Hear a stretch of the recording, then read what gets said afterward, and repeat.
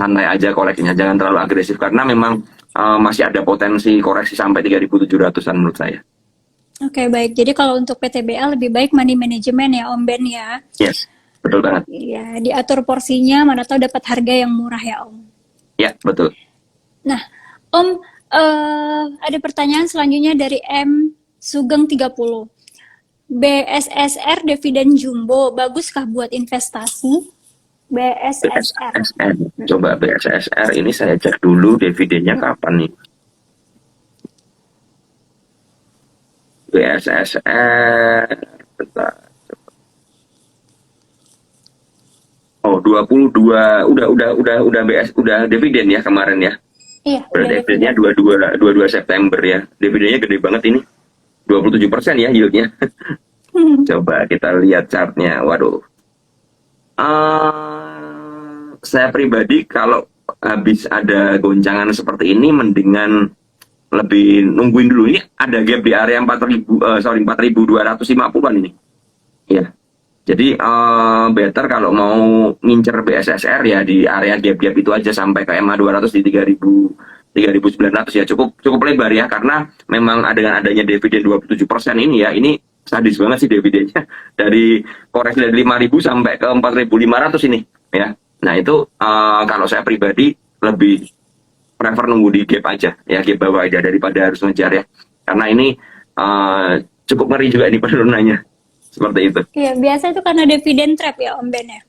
Yes, dividend trap. Jadi karena wajar lah dividennya 27%, orang banyak berspekulasi, kemudian mereka jualan semua seperti itu.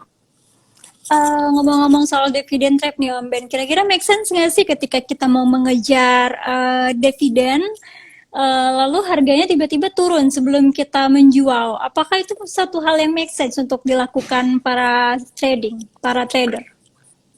Menurut saya ya, kalau teman-teman mau berspekulasi mengejar, jadi ini kan ini ada sebuah saham yang menghasilkan dividen kan seperti itu kan. Nah teman-teman ada dua pilihan kan, teman-teman mau ambil dividennya alias ngehold aja ya, nyimpen ya, atau teman-teman memanfaatkan momentum aja kenaikan harga. Artinya nggak perlu ambil dividen. Nah jadi teman-teman harus mengetahui itu dulu.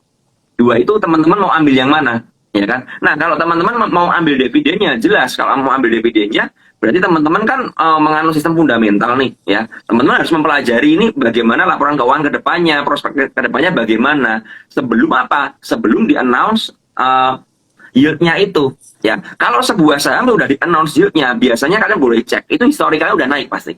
Ya, sahamnya udah naik. Nah, kalau udah naik begitu bagaimana? Saran saya jangan mengambil dividennya, manfaatin aja untuk trading aja, untuk ambil kenaikan harganya. Itu jauh lebih aman daripada kalian ambil dividennya. Karena buat saya pribadi nggak make sense banget kalau teman-teman mau ngejar dividen tapi ngehold sahamnya itu dalam jangka pendek cuma 1 bulan ya, kecuali memang kalian memiliki apa ya, akun sekuritas yang punya privilege bisa jualan pagi-pagi ya, itu mungkin bisa ya beli kemudian dibawa naik ke atas ya, kemudian kalian jual, kalian minus secara portofolio kalian tapi dapat dividennya untuk menutupi minusnya, itu bisa. Tapi kan nggak semua orang bisa seperti itu kan. Nah jadi saran saya ya, kalau teman-teman mau ambil dividennya ya jangan holdnya jangan panjang ya. Misalnya kalian ngerti di perusahaan ini akan prospek kedepannya bagus nih, laporan keuangannya terus membaik. Oh, dividennya biasanya mungkin kuartal 4 atau tahun depan kuartal 1 misalnya. Nah, sekarang gimana? Nah, belinya mulai dari sekarang ya. Mulai dari sekarang kalian lihat, kalian nyicil beli mulai dari sekarang. Tujuannya apa? Sehingga kalau ada kenaikan besok dan sampai ada pengumuman dividennya ya, kalian udah dapat gainnya dari porto itu, misal udah naik 30%. Nah, kan udah dapat 30% dulu. Nah, setelah itu kalian bagaimana menentukan, oh ternyata dividennya nggak jadi gede, ya udah jual. Kan gitu, oh dividennya gede, saya hold, silakan. Ya, jadi menurut saya itu yang perlu dipertimbangkan buat teman-teman ya. Kalau ngejar untuk jangka pendek, minta dividennya, plus minta kenaikan dari porto kalian gara-gara harga, itu menurut saya impossible banget. Ya, apalagi kalau dividen yieldnya gede, di atas 7%, di atas 10% ya, itu pasti akan ARB sahamnya. Seperti itu. Oke, baik. Jadi malah bisa-bisa jadi minus ya. Yang tadinya mau ngejar dividen malah jadi minus ya. Nah, tapi makanya, kan Om, kalau makanya ada dividen trap. Karena apa? Banyak orang nggak ngerti, akhirnya kejebak. Ya kan, sebenarnya kan ya itu wajar banget kan begitu. Iya benar, banyak orang kejebak dan sampai saat ini masih banyak yang mengincar dividen dengan cara yang seperti itu, Om. Nah, Om, ada pertanyaan nih dari @trader_pemula30. Doit view-nya gimana Om Ben? Saham Doit. Waduh, Doit ini menurut saya saham batu bara yang paling mengenaskan ya pergerakan harganya. Jadi Kenapa itu? kalau lihat chartnya juga setelah terjadi buangan gede ya waktu di bulan Mei itu ya tiba-tiba ARB mendadak ya dan kemudian di gap down gila-gilaan kan ARB berapa kali 1, 2, 3 ini ya dan harganya nggak pernah balik lagi di atas 460 kan sekarang kan masih ya bertahan di area sekarang. Nah area sekarang sebenarnya di Dow itu area support ya karena itu ada MA 200 di situ di area 380-an kan. Nah, itu sebenarnya area beli kita ya. Kalau jebol di bawah itu ya saya pribadi lebih baik VW dulu ya dari saham Doit ya karena ya ini memang paling saya bilang ya paling mengenaskan banget ya karena ya terjadi buangan masif ya. Nah, yang butuh teman-teman ketahui begini dari sebuah sektor ya dari sebuah sektor misalnya sektor batu bara ya tidak semua sahamnya itu perform menurut saya karena pergerakan harganya jelas dipengaruhi buyer dan seller. Sedangkan kita ngerti kalau ada pihak-pihak yang memang buangan masif di harga 500 waktu itu berarti memang mereka mau sesimpel mau keluar. Nah kalau ada big player mau keluar begitu kita bagaimana ya jangan ada dulu tunggu dia mereda tunggu nggak ada buangan lagi baru kita mulai masuk memanfaatkan apa potensi untuk technical rebound-nya ya. Dan ketika memang udah sideways, nah kita bolehlah kita mulai mengincar sih. Tapi kalau memang lagi buangan dan bantingan kenceng, saran saya janganlah. Mending nonton dulu daripada kita kegenjat di sana. Seperti itu. Oke, baik. Jadi kita harus tahu dulu juga titik entry kira-kira setelah koreksi itu di berapa baiknya ya Om Ben ya. Ya, betul sekali. Ya, Om ada pertanyaan selanjutnya dari Candy_Karen. Om Ben, Sliss dan Jekon minggu-minggu kemarin sebagai saham top gain. Bagaimana ke depannya? Oh, kalau Sliss ini beberapa minggu lalu sempat arah berhari-hari ini. Ya, saya mulai dari Sliss dulu ya. Iya. Nah, ini biasanya yang nanya ini biasanya ada potensi nyangkut ini. Biasanya begitu kan. Kalau nanya di saham yang udah rally biasanya apa? Biasanya kebanyakan nyangkut. Ya, semoga nggak nyangkut lah. Semoga masih mau entry. Kalau saya lihat Sliss ini masih dalam tahap distribusi ya, setelah kemarin ada kenaikan kencang ya dan hampir tiap hari ya digoncang-goncang terus saham ini ya naikin 400 kemudian nggak kuat longsor lagi ke 370 dan akhirnya 370-nya jebol ya sekarang di harga 350. Saya pribadi belum berani untuk masuk ke saham Sliss dulu ya untuk sekarang ya karena jelas saham ini lagi distribusi ya seperti itu. Jadi saya lebih baik nunggu dulu untuk kedepannya. Kemudian Jekon ini juga salah satu saham yang udah rally kencang ya dari bulan Juli di harga 80-an sempat tertinggi di harga 240. Artinya udah ada kenaikan ya, kenaikannya udah tinggi kan, udah ada kenaikan berapa kali 3 kali lipat ya berarti ya. Nah, ini bagaimana ke depannya ya? Sekarang saya pribadi untuk Jekon belum berani entry ya. Saya akan mencoba buy on weakness di area 150 kalau memang mau berani ya di area 150 yang menjadi low-nya terakhir. Nah kalau dia jebol 150 dia akan bentuk lower low ya bisa terjadi pembalikan arah ya mulai dari uptrend ya sideways kemudian jadi downtrend yang perlu diwaspadai ya karena titik 150 ini penting banget untuk Jekon seperti itu. Oke, baik. Nah, Om Ben tadi ngebahas yang biasanya nanya-nanya saham ini banyak yang nyangkut. Soalnya kan Om Ben, berdasarkan pengalaman, ketika kita cut loss, besoknya arah. Iya, kenapa begitu? Karena terkadang kita cut loss di saat saham ini udah koreksi dalam. Artinya apa? Sebuah saham yang udah penurunannya dalam, biasanya ada potensi untuk technical rebound. Ya, karena orang udah frustasi semua kan. Oh, misalnya begini, let's say kita beli saham A di harga 200 nih, contoh. Sahamnya udah rally nih dari 100 ke 200, kita beli 200, kemudian dia koreksi nih ke 190. Kita masih berpikir, oh koreksi sehat lah, wajar lah koreksi, masih oke lah. Turun lagi 180, kita masih mikir, oh wajar. Turun lagi 170, kita mulai mikir dong, loh, kok udah turunnya udah dalam nih. Gue udah punya minusnya udah dalam, udah 20% lebih. Wah ini gimana nih, mulai galau kan kita kan. Besok turun ke 160. Wadah, udah gue nggak kuat lah, ini pasti udah selesai nih. Nah, kita jual. Biasanya setelah kita jual rebound. Kenapa gitu? Karena penurunannya udah dalam. Kadang-kadang kalau kita udah panik, kita nggak ngecek di mana support dan resistnya. Jelas itu, kita nggak akan pernah ngecek. Karena kita hanya melihat di porto kita. Oh, udah minus dalam nih.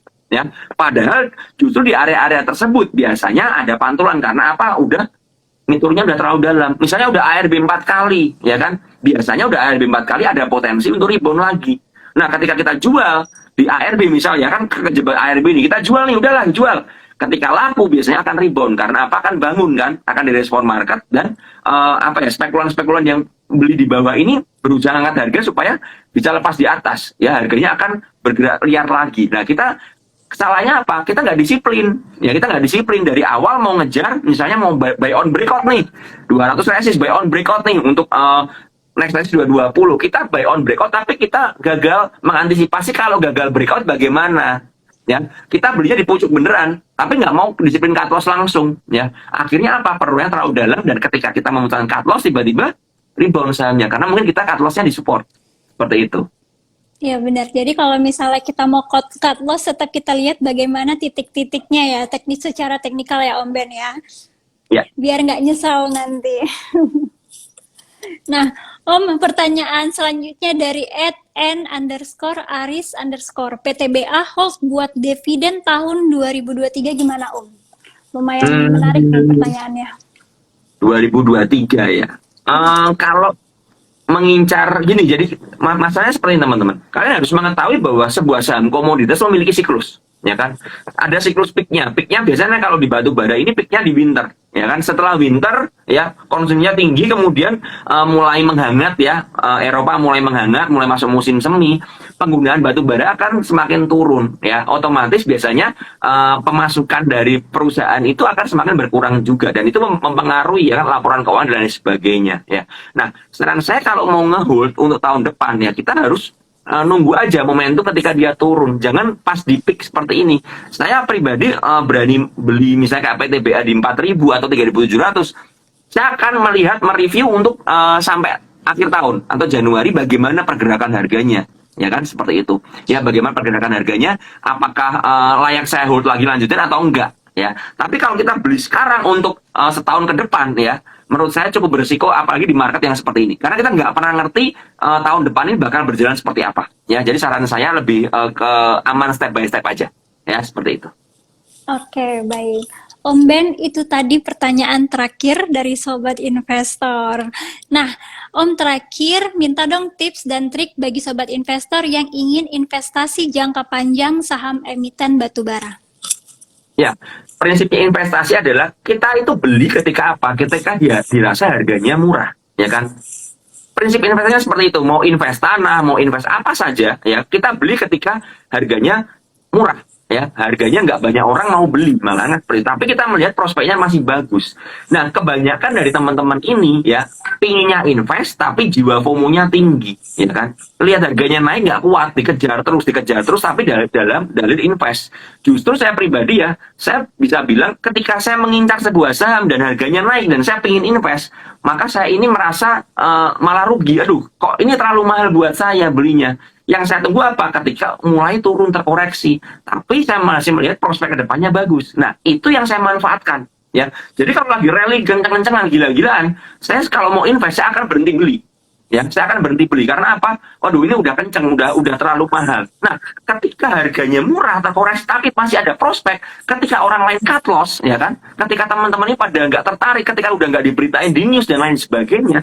Tapi kita yakin ya, atas dasar fundamental yang kita udah pelajari dan riset, ini bakal kedepannya bagus, ya kita akan berani beli, justru seperti itu.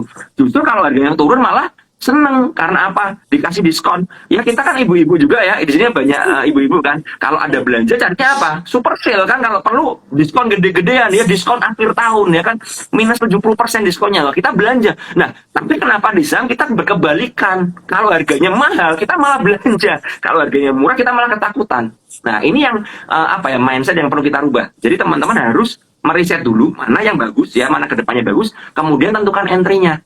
Ya, tentukan entry. Waduh, ini diskon nih. Tapi saya yakin ini bagus, ini saya udah riset. Ya udah beli aja. Kenapa nggak berani beli? Udah riset kok, ya kan? Udah yakin kok. Berani beli dengan batasan-batasan resiko tertentu yang udah kalian ukur dan kalian ngerti bahwa kalian kuat untuk menanggungnya. Seperti itu kalau dari saya. Oke, baik. Terima kasih Om Ben.